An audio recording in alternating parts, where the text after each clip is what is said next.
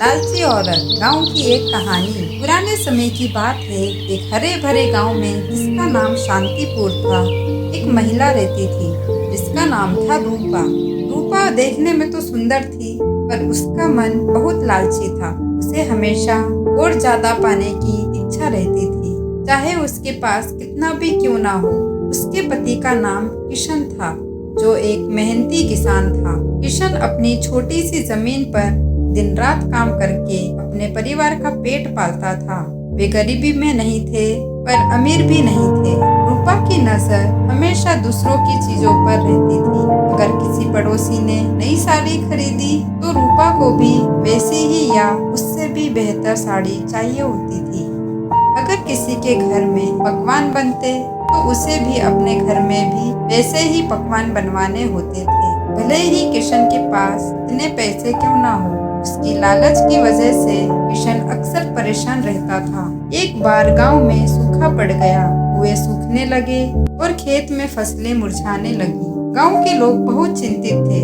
सरपंच ने घोषणा की, सभी लोग एक दूसरे की मदद करो और पानी बचाओ। किशन ने भी अपनी पूरी मेहनत से अपनी छोटी सी फसल को बचाने की कोशिश की, लेकिन रूपा को गांव की चिंता से ज्यादा अपनी चिंता थी। उसे लगा कि अगर फसल बर्बाद हो गई, तो उसके पास नए गहने और कपड़े खरीदने के लिए पैसे नहीं होंगे। उसने किशन से कहा, देखो, सब लोग अपनी अपनी फसल बचाने की कोशिश कर रहे हैं, तुम भी कुछ ऐसा करो जिससे हमारी फसल बच जाए, चाहे कुछ भी करना पड़े। किशन ने समझाया, रूपा, प्रकृति हमारे हाथ में नहीं है, हमें धैर्य रखना होगा और इस मुसीबत का मिलकर सामना करना होगा। पर रूपा ने उसकी बात नहीं मानी। अगले दिन उसने एक चाल चली। गांव में एक बहुत पुराना और गहरा कुआं था, जिसमें थोड़ा पानी बचा था। रूपा ने रात के अंधेरे में जाकर उस कुएं से अपने खेतों के लिए थोड़ा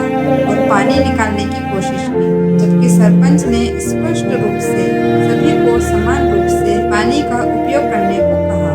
वह पानी निकालने के लिए कुएं में उतरी, लेकिन जल्दबाजी में उसका पैर फिसला और वह कुएं में जा गिरी। उसने बहुत चिल्लाया, पर रात का समय होने के कारण कोई उसकी आवाज नहीं सुन पाया। सारी रात वह कुएं में फंसी रही, ठंडी और भूखी। उसे अपनी गलती का एहसास हुआ। उसे लगा कि उसकी लालच ने उसे कितनी बड़ी मुश्किल में डाल दिया है।